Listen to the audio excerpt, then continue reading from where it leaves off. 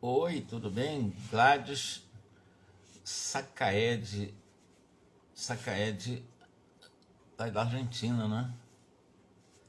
Nossa, eu tô aqui com o meu...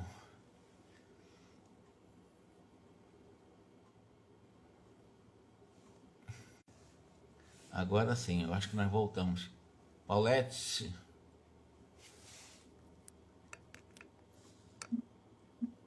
tá, eu acho que agora eu dei uma ajeitada aqui em relação ao WhatsApp. Boa noite para vocês.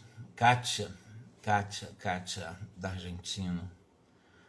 É uma honra muito grande nós aqui do Brasil, como seu irmão, humilde irmão aqui de Brasília, capital do Brasil. Estamos fazendo um estudo dos livros de André Luiz, são 13 obras, e é um desafio muito grande, porque eu vou lendo e vou fazendo algumas reflexões, com alguma contribuição de 42 anos de estudos ininterruptos do Espiritismo, e eu confesso que muitas das informações que nós vamos obtendo através dos relatos de André Luiz são profundamente desafiadores para a nossa inteligência, para nós compreendermos o que nos espera após a desencarnação. Por exemplo, informações como o Nosso Lar, uma colônia espiritual construída segundo relatos de alguns espíritos, estaria evidentemente no campo magnético da Terra, estaria evidentemente também talvez alguma coisa em torno de até no máximo 1000 quilômetros distante da crosta terrestre. Por que eu digo isso? Porque o Nosso Lar, como colônia espiritual construída mentalmente por espíritos superiores, etc., estaria na ionosfera. E a ionosfera, para a ciência, ela começa em torno de 60 quilômetros da crosta terrestre até 1000 quilômetros da crosta terrestre, é exatamente a área ou a espessura da ionosfera, onde estaria magneticamente a construção dessa cidade chamada Nosso Lar. E Alice, boa noite. Boa noite. E mais do que isso, além dos 1000 quilômetros, que é o limite máximo, mas relativo, que são mensurações relativas, você não tem uma linha demarcatória, né? São mais ou menos essa espessura. E além da linha demarcatória, provavelmente acima de 1000 quilômetros, onde está exatamente, onde terminaria, ou estaria bem próximo do limite do término da ionosfera, onde está o Nosso Lar, aí começaria o que eles chamam de magnetosfera, que é o magnetismo da Terra, que vai além de 1000 quilômetros.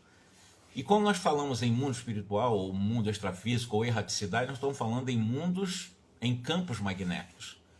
Nós estamos falando em vibrações de frequências materiais diferentes da matéria que nós estamos na Terra. Então nós estamos num espectro eletromagnético infinitamente muito além do espectro magnético material da Terra, onde nós aprendemos, quem estuda magnetismo sabe até onde vão os espectros das frequências do magnetismo.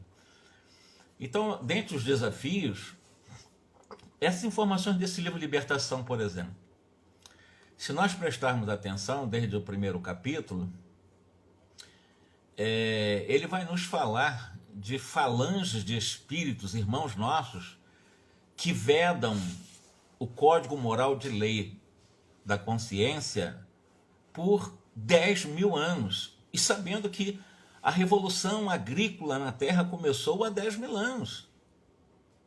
A grande revolução agrícola, quando nós começamos a dominar a terra, a plantar, e a partir do domínio dos rios, das águas, etc., com os capelinos aqui, os nossos irmãos de capela, e o André está dizendo, são seres que estão há 10.000 anos totalmente obstinados no mal.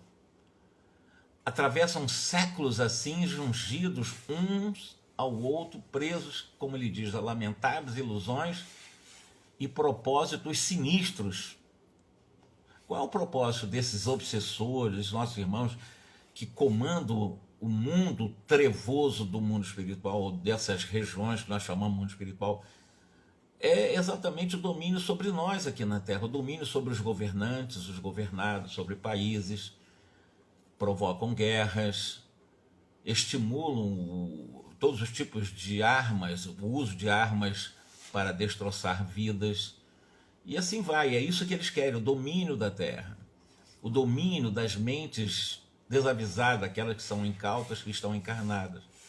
Então, com extremas perturbações para si mesmas, já que a herança espiritual, a herança de Deus, a herança celestial, se faz naturalmente, segundo o Gubbio explica, né? Eles vão bloqueando as leis de Deus da consciência. Eles menosprezam a si mesmo e em si mesmo a semente de Deus, porque nós trazemos o DNA de Deus em nós. Porque nós fomos criados por Deus. Deus quis nos criar. E se Ele nos criou, e se Ele é o perfeito absoluto, Ele criou, e já trazemos, né, esse signo da perfeição absoluta, porque Ele nos criou. Ele não criaria algo inútil para o universo. Nós não somos inúteis, nós somos absolutamente úteis para os projetos de Deus. Eu diria que Ele nos criou para presentear o próprio universo que já existia antes de nós. Mas só tem seres que são muito rebeldes, e eles permanecem há milhares, são 10.000 anos, realmente, bloqueando as leis divinas da consciência. Então a coisa não é tão simples assim, a gente sabe que num passo de mágica as pessoas se transformam. As transformações morais, elas levam muitos e muitos anos. Claro que vai depender de cada um. Quando eles quiserem desbloquear o código moral de lei da própria consciência para a prática do bem, na busca do cumprimento das leis divinas da consciência, eles saem disso. Mas enquanto eles não quiserem sair, porque é a questão da vontade deles, não estão com vontade de sair e vão menosprezando a si próprios, né? Menosprezando a semente divina que eles têm e carregam, e são, porque eles são filhos de Deus também. Há milhões de almas humanas que se não afastaram ainda da crosta terrestre há mais de 10.000 anos. Então eu faço questão de fazer a leitura que fizemos da outra vez. E o Gubbio que está dando essa lição, são mais de 10.000 anos que eles não conseguem sair da Terra. Nesse ciclo de reencarnações, morrem no corpo físico, renascem no corpo físico, várias e várias vezes, como acontece das árvores, né? Que elas vão brotando sempre, cada vez mais profundamente arraigadas no solo, no subsolo. Então eles vão repetindo, vão recapitulando individual e coletivamente lições multimilenárias, sem se atinarem aos dons de Deus, aos dons do amor, da justiça, da caridade, aos dons celestiais, do qual eles são herdeiros, porque Deus criou eles para a felicidade também. Todos nós fomos criados para a pura e a eterna felicidade, inclusive esses que estão há dezenas de mil anos nessas condições. Então estão afastadas deliberadamente, porque eles querem se manter afastadas vamos chamar assim, do santuário desse DNA divino que eles trazem nele, porque eles trazem a luz neles também. Por mais trevosos que sejam, neles também existe a chama, a potência da luz, né? Mas eles se afastam deliberadamente, exatamente, nesse terreno movediço da sombra, da essência luminosa que nós somos, e esse terreno movediço é exatamente a sombra do ego, como dizia Carl Jung, né? Carl Jung chama essa sombra da essência do self exatamente como ego. E na egolatria, o que acontece? As pessoas realmente se tornam inconsequentes, porque tudo que você faz em nome do egoísmo é em nome da não-valia, do não-valor. Só tem valor as coisas profundas, as coisas que vêm do espírito, as coisas essenciais, as coisas eternas. Então esses seres, irmãos nossos, agitando-se de quando em quando em guerras arrasadoras, que atingem tanto o mundo espiritual quanto o mundo físico, né, nesse impulso mal dirigido de libertação através de muitas crises, né, de fúria, de sofrimento, de violência. Então esses nossos irmãos destroem o que construíram, às vezes, com muito trabalho, laboriosamente, e vão modificando o processo de vida e, de alguma forma, também conseguem ir, alguns se transformando, transferindo para outros tipos de ondas de energias para o bem. Uns continuam no mal, 10 mil anos. Outros optam por um caminho melhor. O Gubbio vai dizer o seguinte: todavia, no correr de numerosas eras, os filhos do planeta, nós, filhos da Terra, que se conservam atentos às leis de Deus, livres da velha escravidão da miséria moral, ou seja, bloqueando as leis divinas da consciência por nossa rebeldia, não quer saber de Deus, nos revoltamos contra Deus, contra suas leis, contra o Cristo, contra o Evangelho, e nessa rebeldia pode durar milhares de anos, é isso que ele está dizendo. Mas tem aqueles que saem desse processo, né? Conseguem sair desse processo, retomam ou retornam ao ambiente escuro de servidão, mas de uma forma diferente. Eles voltam para esses ambientes, né, da ignorância, ou o que ele chama de ambientes escuros da servição, que ele já venceu através de um esforço continuado, paciente, né, para auxiliar irmãos ignorantes, desvairados em trabalho de compaixão. Certamente nós que estamos nos esforçando para tentar ajudar esses nossos irmãos com os nossos bons exemplos, com os nossos trabalhos em nome do Evangelho, em nome do Cristo. Trazemos, é claro, um mapa do passado bastante comprometedor, mas isso não equivale a dizer que nós estamos estacionados numa rebeldia contra as leis de Deus. Nós estamos buscando as leis de Deus, nós estamos buscando cumprir o código moral de Deus que trazemos na consciência através do nosso esforço de melhoria de comportamento. E o nosso comportamento não vai mudar do dia para a noite numa só encarnação, não é possível em nosso estágio atual de imperfeição, é impossível. Mas já podemos ir galgando, né, escalas superiores, melhores, para que possamos estar mais próximo do cumprimento do Código Moral de Lei da Consciência. Então formam nós, eu me coloco no lugar, formam eles as vanguardas do Cristo, nos mais diversos pontos da Terra e aos milhões, sob o patrocínio de Jesus, agem no amor e na renúncia, avançando arduamente na humanidade adentro. Quando ele diz avançando arduamente, não é fácil. É muito trabalhoso você abraçar o Evangelho, humildar o orgulho, amansar a rebeldia e ser referências, bom exemplo para os outros. Porque esses espíritos que ainda mantêm bloqueado a lei de Deus vão nos perseguir. E, evidentemente, é um esforço redobrado. Mas vale a pena, porque nós estamos buscando a felicidade com Jesus, que é a pura e eterna felicidade. Agora tem um amigo lá, né, o Eloy, enfrentando a ofensiva, incendiária, exterminadora, com as bênçãos da luz celeste. Eloy, ele ficou observando esses detalhes e disse: puxa vida, quem diria que na Terra a vida infinita se estenderia assim, de tão estranha e tão ameaçadora. Tantos espíritos ainda fomentando guerra, violências, crimes, sensualismos. Sim, o Gubbio, que é o instrutor nesse livro, concordou. Porém, ele vai dizer uma coisa importante para nós refletirmos aqui. A teologia humana, a teologia são os grupos que tentam estudar para decifrar e compreender, na medida do possível, Deus. Teologia, estudo sobre Deus. Mas existe também uma existe uma ortodoxia dogmática criada pelo homem que estuda supostamente para compreender Deus, os teólogos, né? O teólogo é para estudar as coisas de Deus. Pois bem, mas eles criam essa ortodoxia, um comportamento profundamente denso, dogmático, né? E acabam, segundo Gubbio, se tornarem verdadeiros defuntos da revelação. O que é isso? Eles matam a revelação da vida espiritual. As religiões não nos preparam para morrer. Ou seja, não nos preparam, sob o ponto de vista de consciência mais ampliada, mais despertada, para viver a vida espiritual de uma forma mais tranquila. Porque eles falam em inferno, eles falam no céu, falam no purgatório, falam no nimbo, falam em tudo quanto é tipo de regiões imaginárias, mitológicas, e que não são reais, embora exista um sofrimento, etc., mas são regiões circunscritas do qual, Se você seguiu tal qual religião, você vai para o céu, quando muito fica no purgatório, e se você der dinheiro para um ou outro, você vai sair desse purgatório e vai para o céu, porque você comprou a sua vida celestial aqui na Terra. Por isso que alguns deixam até heranças para esses grupos, para poder sair do umbral ou sair do purgatório e para o tal do céu.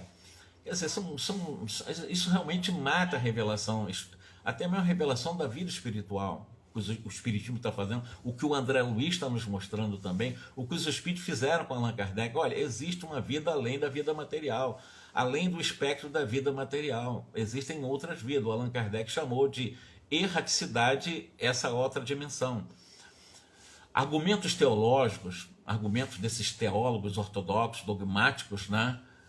De milênios para cá, não é de ontem, é de milênios, vão atravancando esses canais da inteligência humana e, evidentemente, não conseguem eles passar informações para nós entendermos o que vai acontecer conosco depois da morte. As religiões não conseguem fazer isso. Não conseguem mesmo, porque eles, como ele fala aqui, né, atravancam absolutamente a nossa inteligência para nós podermos entender as realidades transcendentes, as realidades metafísicas, as realidades que estão além do corpo, da vida material. Porém, apesar de tudo isso, a criatura prosseguirá na tarefa de autodescobrimento, de autoiluminação. A força mental permanece restrita ao círculo limitado da personalidade egóica ou egoística, semelhante a um molusco grudado a uma concha. Então, a nossa força mental, as pessoas que são profundamente egóicas, essa força mental, ela fica ligada a esse mundo egóico, esse mundo do é meu, é para mim, ninguém tasca, eu vim primeiro, só para mim, só um mundinho, meu mundículo, né?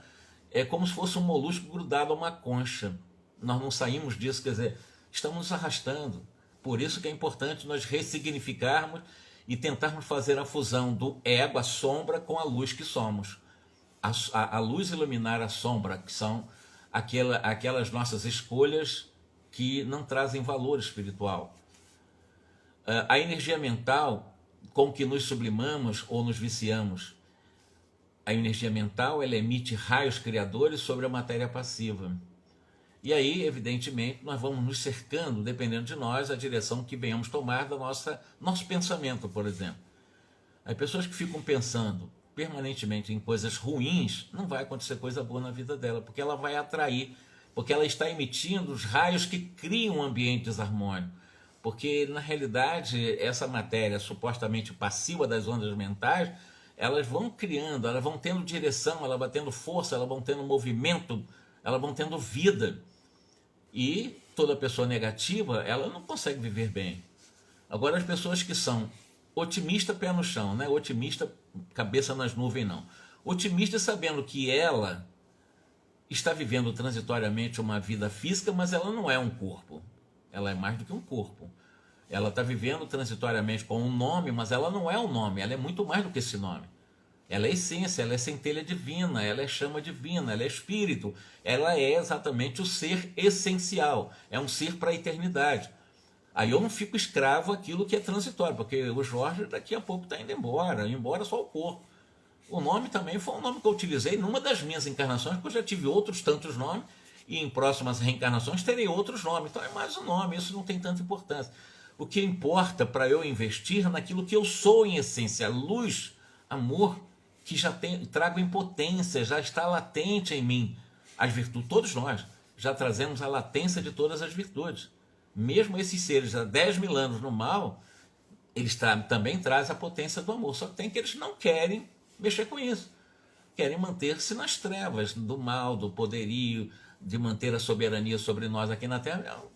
Que são 10 mil anos para a eternidade? Nada. Né? Então tem esse detalhe. Agora é um sofrimento de 10 mil anos, é um sofrimento muito grande, né? Porque estão fora da luz, fora da paz, fora da harmonia, fora da felicidade, do prazer de viver. Então, se milhões de raios luminosos formam, segundo Gubbio, astros brilhantes, natural que milhões de sutis desesperanças integrem o inferno perfeito em nosso mundo mental. Isso equivale a dizer que as pessoas que ficam pensando sempre com derrotismo, que eu não vou conseguir, eu não valho nada, eu não tenho jeito. O que é isso? Nós somos filhos de Deus. Eu não tenho jeito mesmo não, eu não dou conta. Por que não dá conta?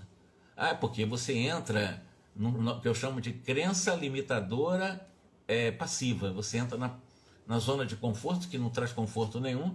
Não, eu não vou dar conta, eu não consigo fazer, eu não valho nada, eu sou um lixo, eu sou um zero à esquerda, as pessoas não gostam de mim. Quer dizer, são crenças que nós precisamos ressignificar. A vida não é isso, nós somos filhos de Deus.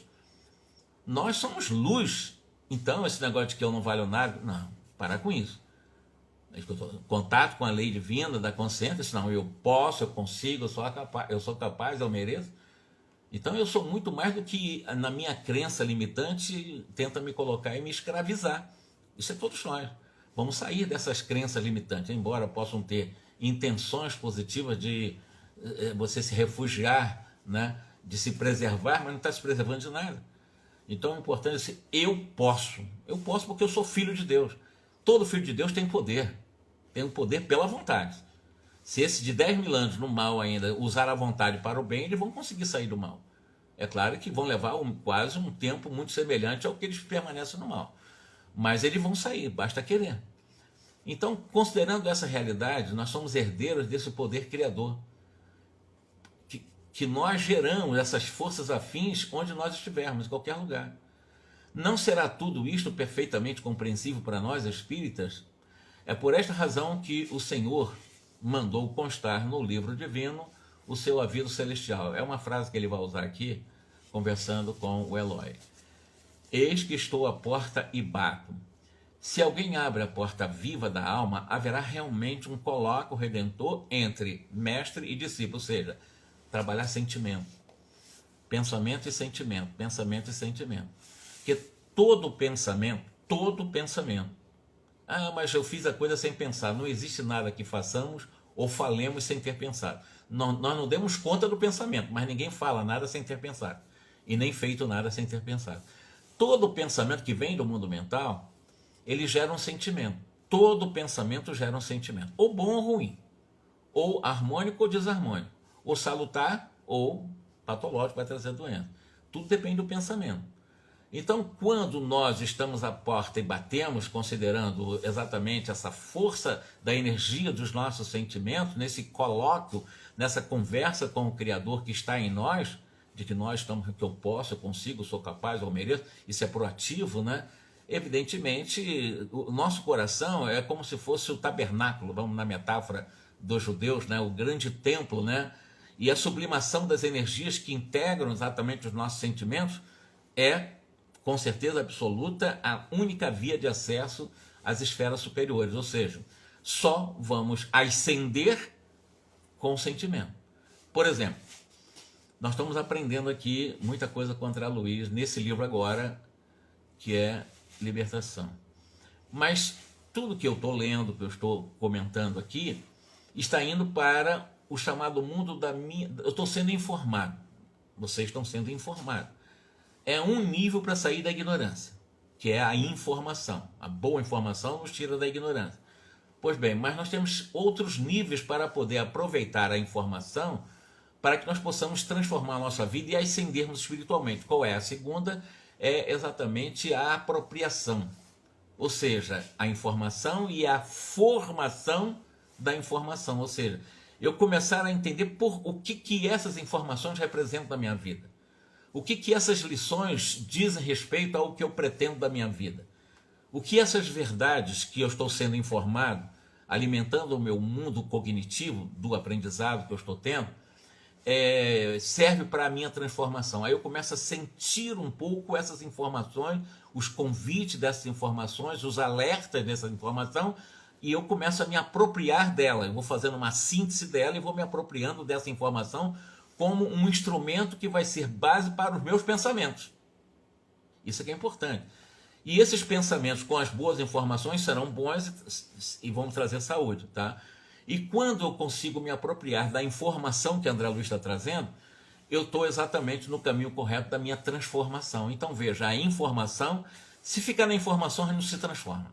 Vai ficar só conhecendo. Poxa, interessante. Se eu não me esforçar para sentir a informação, eu não vou me transformar. Então eu preciso saber, sentir para vivenciar. Eu não sei se ficou claro, mas isso é importante nós aprendermos com André Luiz. Ele fala isso o tempo todo, né?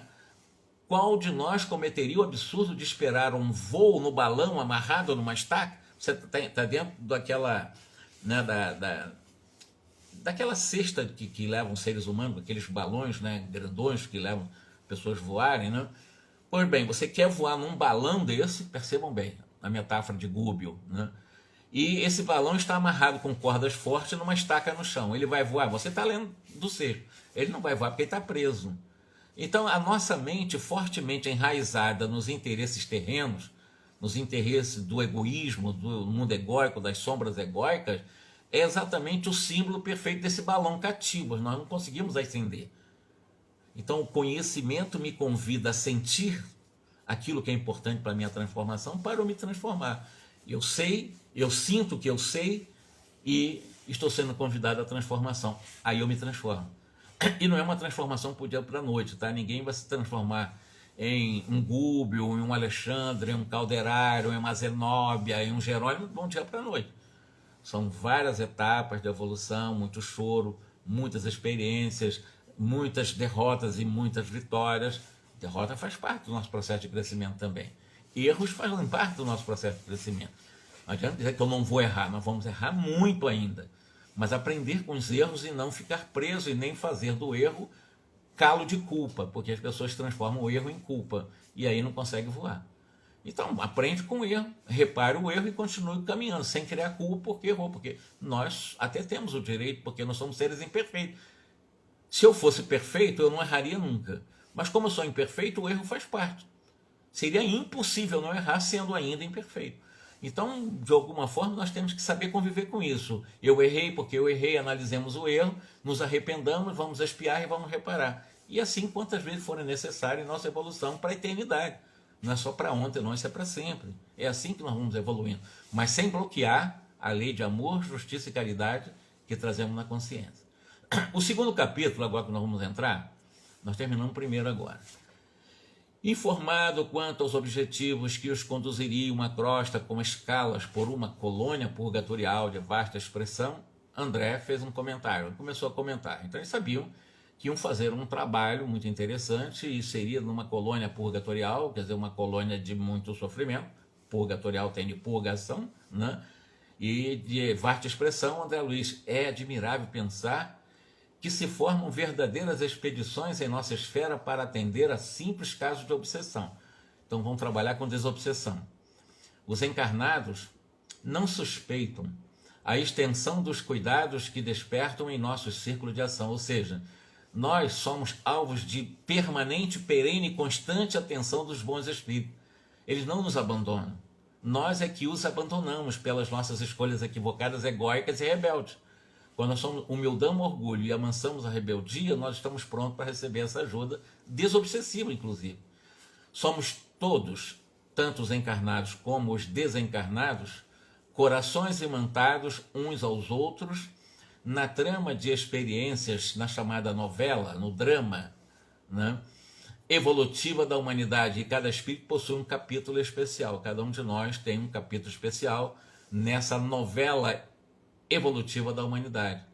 E, evidentemente, nós temos, nesses capítulos, alguns momentos delicados, momentos agressivos, nós temos vínculos de amor, vínculos de ódio, hora de simpatia, hora de repulsão, que vão nos acorrentando mutuamente um com o outro, e essa novela evolutiva da humanidade, cada um de nós possui um capítulo especial nesses processos, né?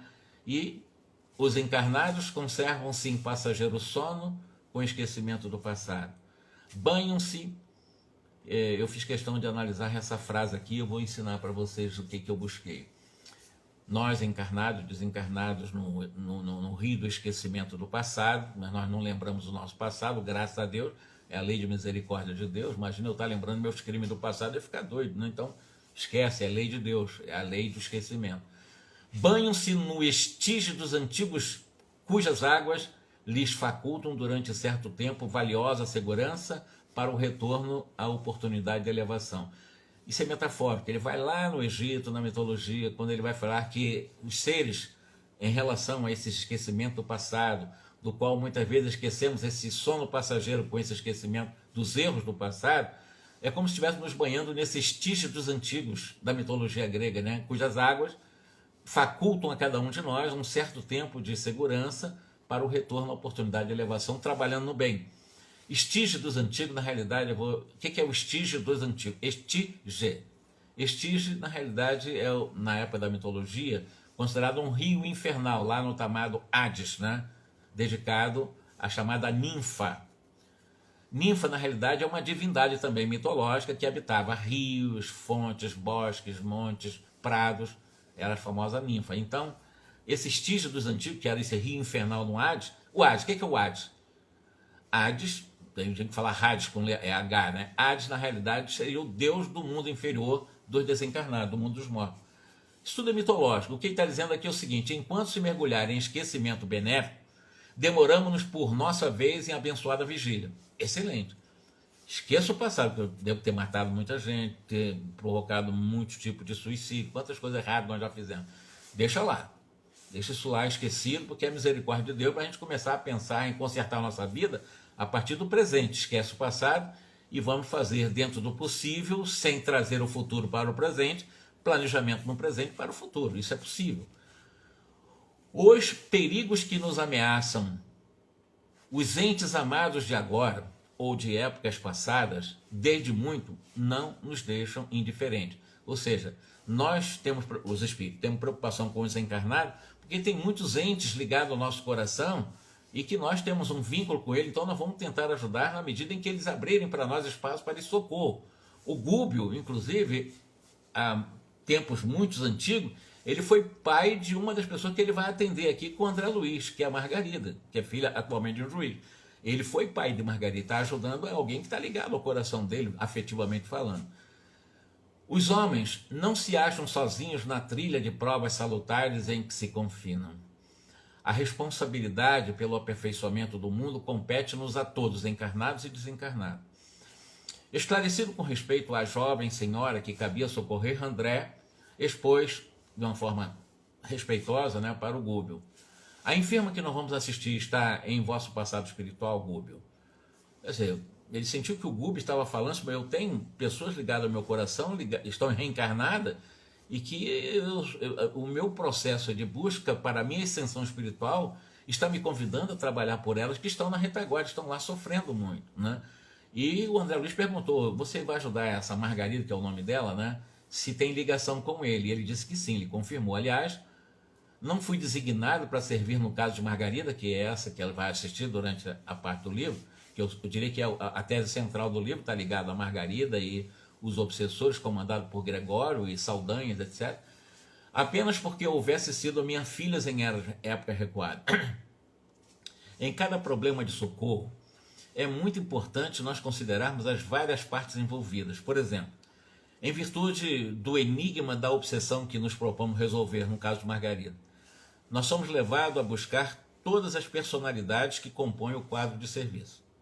Seja obsessor, obsidiado, quem vai ajudar no processo de socorro em ambos, porque você precisa ajudar no limite das suas possibilidades do possível quem está obsidiando também, para tentar tirar desse processo. Quem está sendo obsidiado, para tirar desse processo. E esse é o trabalho, você tem que trabalhar nessas duas vias, se for possível, né? Perseguidores e perseguidos entrelaçam-se em cada processo de auxílio em grande número. Cada espírito é um elo importante em extensa região da corrente humana. Quanto mais crescemos em conhecimento e em aptidões, em amor e em autoridade, maior é o âmbito de nossas ligações na esfera carnal. Quanto mais nós crescemos, quanto mais esclarecidos somos, quanto mais nós evoluímos, mais estaremos prontos para estender as nossas mãos àqueles que ficam na retaguarda na Terra. Que muitos deles estão ligados também a cada um de nós afetivamente de uma forma muito direta. Margarida, como eu disse, será um personagem que nós vamos estudar aqui. Ela está ligada ao Gúbio, que é o mentor desse livro, é o orientador desse livro, é o grande orientador desse livro, que foi filha dele já há muitos centenas de anos atrás, mas está ligado à vida afetiva dele, do Gúbio, né? E para quem não sabe, Veneranda, que está há mais de 200 anos em nosso lar, muito mais do que isso, falar 200 anos na década de 40, tá? 250 anos por lá, e com mais de 1 milhão de bônus horas, quer dizer, é um espírito que já poderia estar em qualquer outra colônia espiritual infinitamente superior ao nosso lar. mas ela permanece em nosso lar, porque ela diz que está vinculada a espírito ligado ao coração dela há milhares de anos. São seres que estão há milhares de anos estacionados. Então ela se mantém em nosso lar, porque nosso lar está diretamente ligado às questões dos processos de programação reencarnatória para a vida na Terra e desencarnatória também. Então ela está ligada a esse, e ela assim como Lívia, né, está ligado a espíritos aqui como o Carlos de Canerhan, se eu não me engano bem, no livro Renúncia explica muito bem. Ela lá em Sirius, ela veio para a Terra para tentar resgatar alguns parentes. Esse vínculo afetivo é muito forte. Os espíritos nos ajudam também por esses vínculos de afetividade. Isso é muito importante, não é porque eles são superiores, porque eles também têm esse vínculo de amor, né, de afetividade. E ele vai dizendo, né, almas existem que se veem sob o interesse de milhões de outras almas. Enquanto os movimentos da vida se estendem harmoniosos, sob ascendentes do bem, as dificuldades não chegam a surgir. Contudo, quando a perturbação se estabelece, não é fácil desfazer obstáculos. Quando você está atendendo pessoas vinculadas a você, reencarnadas, que estão mais ou menos bem, é fácil trabalhar. Agora, quando pessoas estão em perturbação, como ele diz aqui, né, com certeza não é fácil desfazer esses obstáculos para você chegar ao coração dela. Porque em tais circunstâncias, é indispensável procedamos com absoluta imparcialidade, dando cada um o quanto lhe pertence. Ou seja, ele vendo uma filha afetivamente ligada, foi filha dele em algum momento, e ele ficar, né, absolutamente entregue, digamos que, a um sentimentalismo piega, né, de piedade, tadinha dela, vitimizando que foi filha. Ele tem que manter essa imparcialidade. Foi sim, mas é um espírito em evolução. Eu vou ajudar no limite do possível. Eu não vou interferir na liberdade dela e também não vou trazer para mim as escolhas dela em termos de sofrimento. Nós vamos ajudar na possibilidade, no limite em que elas permitirem essa ajuda. E é o que vai acontecer. Mas acima da justiça comum, outros tribunais mais altos funcionam, que são os tribunais da consciência, né? Que passam a tratá-los sem inclinações pessoais, em base de amor que Jesus exemplificou. E nessas ocasiões preparamos-nos a satisfazer todos os imperativos de trabalho salvacionista que a tarefa nos imponha ou proporcione dentro das atividades que lhes são conexas. Pois bem, isso foi uma lição de Gubbio para o André Luiz, quando ele perguntou, o André Luiz, você, essa pessoa que nós vamos ajudar, essa senhora que nós vamos ajudar, o senhorito, nós vamos ajudar, está ligada a você? Está, ela foi minha filha em épocas remotas, então há uma ligação afetiva sim, com Margarida, que é a personagem que nós vamos estudar também. Bom, chegamos a Gracioso Templo, agora vamos se preparar. Nesse doce recanto, consagrado, havia um trabalho de materializações, é interessante, trabalho, aspas, de materialização no mundo chamado espiritual. Não é parece uma contradição? Trabalho de materialização no além, trabalho de materialização na erraticidade. É interessante, são informações curiosas, né? Mas é o adensamento das energias de determinado espírito superior para poder estar em contato com espíritos ainda em escala inferior. Por isso, ele chama de consagrado a materialização de entidades sublimes. Entidade sublime precisa materializar para estar diante de um André Luiz, etc, etc. Então existem trabalhos, existem templos consagrados para a materialização de espírito sublime. Acho que ficou claro para nós. Então existem essas instituições lá. Então ele está numa dessas instituições de trabalho de materialização de espíritos superiores, né? As vibrações constantes das preces aí emitidas por vários séculos tinham criado em torno da edificação desse templo destinado à materialização o que ele chama de prodigioso clima de encantamento. O que é isso? Tanta prece, tanta prece, tanta prece de amor, né? Que evidentemente, tudo bem, tá, cara? Tudo bem, tudo bem. Nós compreendemos. Muito obrigado aí pelo carinho até aqui, tá? Vai ser gravado, tá? Uma boa noite para você. Estou falando com a nossa irmã da Argentina, que está falando que está tendo problemas lá com a internet, né? Mas voltemos aqui, ele está dizendo o seguinte, se faz tanta prece, tanta oração nesse templo destinado à materialização de espíritos sublimes, que acaba criando em torno da própria edificação esse magnetismo prodigioso. esse magnetismo de encantamento, de tanta luz. O próprio templo é iluminado pelas preces que se faz muito ali, né? Seria o contrário em lugares como lugares de luxúria, né, de promiscuidade, etc. O que vai acontecer? Lama pura, né? São energias densas, né? Pensamentos pesados. Lugar que se ora, evidentemente, vai ter essa prodigiosa capacidade de uma camada de um magnetismo, de encantamento, de muita luz. Gúbio adiantou-se e junto penetramos o jardim que circundava o santuário. Alguns irmãos adiantaram-se acolhedores e um deles, o instrutor Gama, que é um outro personagem, recepcionou, né, os dois, e até dizendo que chegaram no momento oportuno, que ia começar um trabalho e poderiam ajudar como doadores, os doadores de fluidos sublimados, encontros-se apostos, e a outra comissão já veio. Então tem todo um grupo de trabalhadores para receber espíritos sublimes materializados. E aí ele vai dizendo: entraram sem demora um outro grupo composto por duas irmãs, é a primeira que vai ser atendida em um processo de materialização lá. Elas se achavam ali para receber instruções de serviço das esferas nas esferas mais baixas. Elas iam trabalhar aqui embaixo e receber instruções de espírito mais sublime num trabalho de materialização. Não houve tempo para conversações prévias. Em seguida, a saudação ligeiras e cordiais, foi composto o conjunto de oração. Os doadores de energia radiante, médiuns de materialização em nosso plano, se alinhavam em número de 20 médiuns que doavam energias radiantes para a materialização e poder um espírito sublime se comunicar com eles ali no mundo espiritual. Comovedora partitura soou. Suave, lá é música, né? Uma música no aposento, próximo, predispondo a meditação, o ordem peruca, uma música suave começou a tocar. E logo após a prece pronunciada pelo responsável, o líder da instituição, eis que a tribuna doméstica se ilumina. Então, naquela tribuna daquele templo, fica todo iluminado, começa a ficar esbranquiçado com uma nuvem de substância leitosa brilhante, que vai se adensando em derredor, e pouco a pouco, desse bloco de neve translúcida, emerge a figura viva e respeitável de uma veneranda mulher.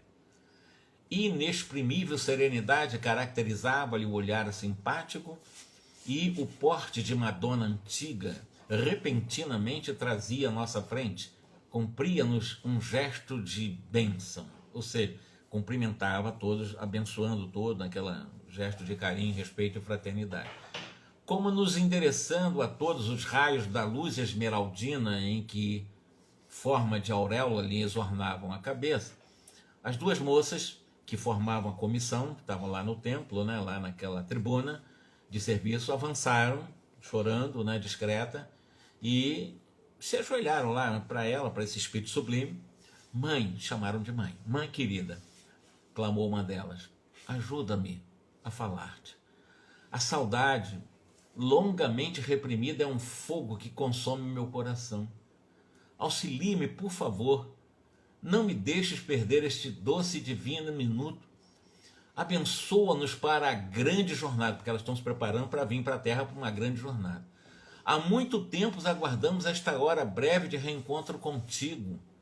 Perdoa-nos, mãezinha, se insistimos tanto nessa rogativa. Contudo, sem a tua proteção amorosa, carinhosa, respeitosa, como vencer nos turbilhões desse abismo na vida terrena? Desejando talvez justificar-se ante os olhos maternos, acrescentava em pranto, conforme as tuas recomendações, mãe, além de nossas tarefas na zona de serviço em que a tua bondade nos colocou, nós temos velado pelo paizinho, mergulhado nas sombras. Todavia, há 6 anos buscamo-lo em vão, inutilmente. Ele escapa-nos da influência renovadora e se compraz na companhia de entidades que por onde passam vampirizam as criaturas. Não os recebem a atuação carinhosa, senão em forma de pensamentos vagos de que se desvencilha facilmente. E se nós multiplicarmos providências salvacionistas, evidentemente ele procede como se fosse um louco. Quando nós aumentamos nossa energia para ajudá-lo, ele parece que age como um louco. Gesticula, esmo, colérico, irritado, grita, blasfema, solicita o concurso dos seres viciados, a cujas radiações escuras se entrelaçam, impelindo-nos a sugestões e a presença.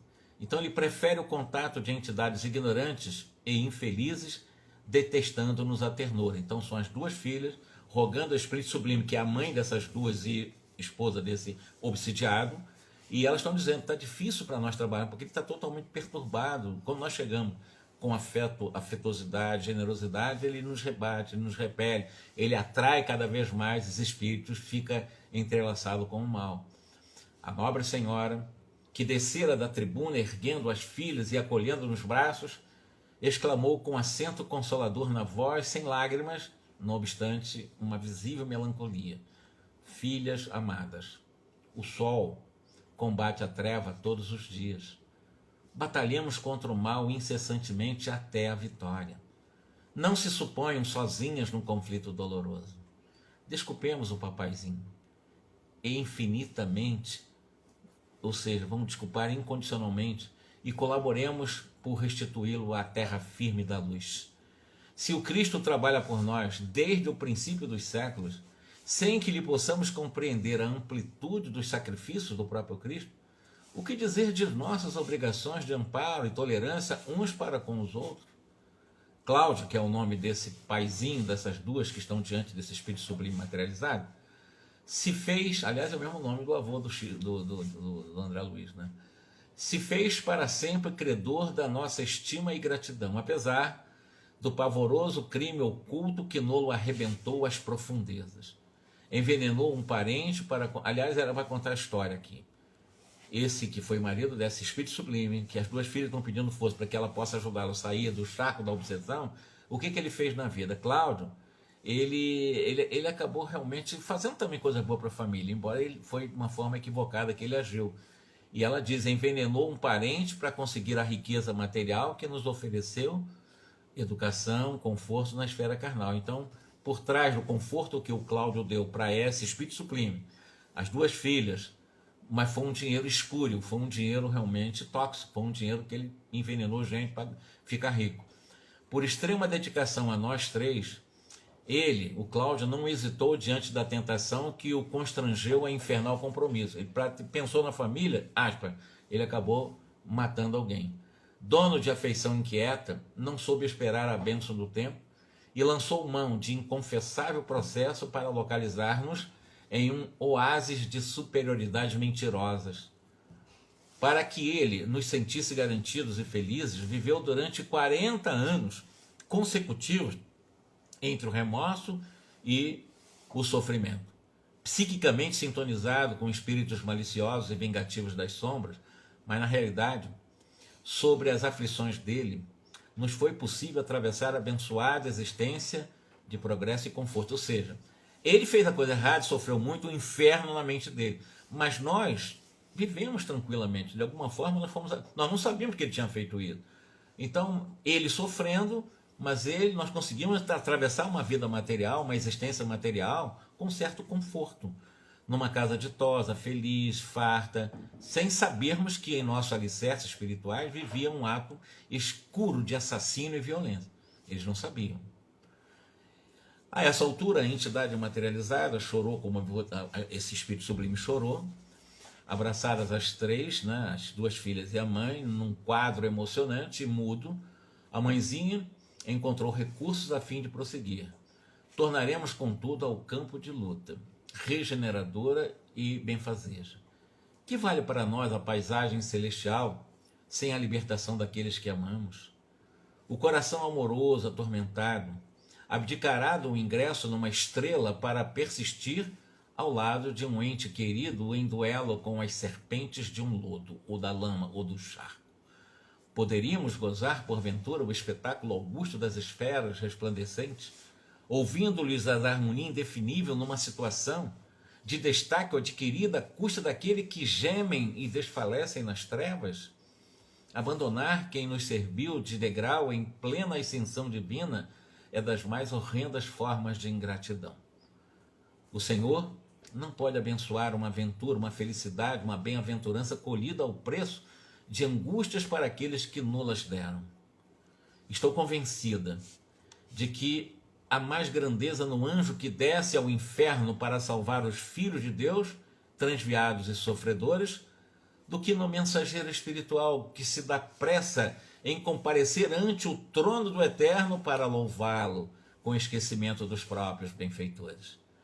A venerável matrona enxugou o pranto copioso, prosseguiu: ouvidemos, pois, minhas filhas, o que hoje somos para socorrer os que, com o propósito de nos servirem, resvalaram a despenhadeiros sinistros e tormentosos.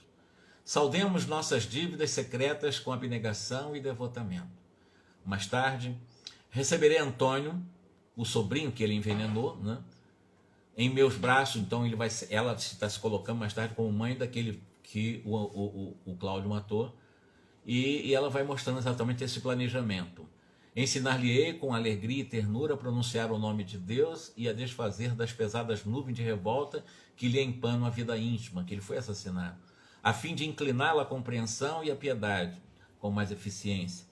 Comprometi-me a acolher também no tabernáculo materno as 6 criaturas desviadas do bem, às quais se apegou desvairado nas regiões inferiores. Então, mais 6 obsessores que ela quer ser mãe. Meu afeto reinará dificilmente num lar repleto de corações menos afins. Nós vamos ter uma família com alguns problemas, sim, porque de alguma forma Jesus vai me ensinar a soletrar a venturosa e doce lição do sacrifício silencioso de mãe. Muitas vezes lidarei com a discórdia e a tentação. Todavia, não podemos acreditar em felicidades de improviso. Conquistaremos em cooperação abençoada aquela paz que Cláudio sonhou para nós e que ele próprio destruiu e não desfrutou. Para que eu parta, porém, no rumo da reencarnação, é necessário que o papai renasça primeiro. Sem esse marco inicial, eu não posso atacar os nossos processos redentores em nova fase. Ajudemos-los assim reciprocamente, enquanto procuro transformar Antônio, reajustando-lhe as fibras afetivas. Incline em ambas o espírito paterno à esperança e à meditação reconstrutiva. As jovens derramavam-se em pranto, etc, etc, e de repente, né, não desanime, o tempo é das mais preciosas dádivas. O porvir vai acabar nos reunindo de novo em abençoado refúgio terrestre. Eu e Cláudio, então renovado, receberemos muitos filhinhos, e vocês duas estarão entre eles, reconfortando-nos os corações. Terei sobre o peito algumas pedras preciosas por lapidar no esforço de cada dia. E dentro da alma, 2 flores, em ambas cujo perfume celeste me sustentará as energias necessárias à perseverança até o fim. Então ela está dizendo que essas 2 filhas, que são grandiosas, ajudarão nessa programação da reencarnação. Vocês vejam, é um espírito superior, está programando uma reencarnação que não vai ser fácil, para ter vários filhos, de um marido que ela não sabia que tinha cometido um assassinato, que foi o Antônio, que foi vítima. Ele ficou rico por causa disso, envenenou o Antônio, mas vai receber o Antônio, 6 obsessores, mais as 2 filhas, vai ter uma ninhada, né? Muitos filhos em casa, sabendo que vai sofrer bastante, embora seja um espírito sublime, mas ela está disposta para redimir. Como eu disse, os espíritos superiores, eles não nos abandonam. Seria impossível alguém estar em altas esferas nos esquecer, eles nunca vão nos esquecer. Parentes nossos que estão ligados conosco milenarmente, continuam velando por nós. Da mesma forma, nós precisamos velar por aqueles que estão nesse momento precisando de nós e de outras encarnações ainda precisando de nós. É exatamente assim que funciona a lei de amor, justiça e caridade, tá bom? Faltam 5 minutos para encerrar, eu vou encerrar aqui. Quarta-feira nós vamos mostrar um outro caso nesse processo de materialização no mundo espiritual. Esse foi um caso, né, dessa senhora maravilhosa, espírito maravilhoso, que está programando a reencarnação de sacrifício. E vamos entrar em outro caso, tá bom? E assim nós vamos estudando obsessão, desobsessão, ligação afetiva, parente, etc., mostrando como vale a pena realmente o cumprimento da lei de amor, justiça e caridade. Muito obrigado, tá? Gladys, muito obrigado vocês presentes aqui. A nossa irmã da Argentina não pôde ficar, ou se ficou, eu peço perdão, mas a internet tem essas coisas. Cacau também, Eleusa, Alice, um grande abraço para vocês, agora para eu poder gravar, tá bom? Muitíssimo obrigado por tudo. Uma boa noite para todos.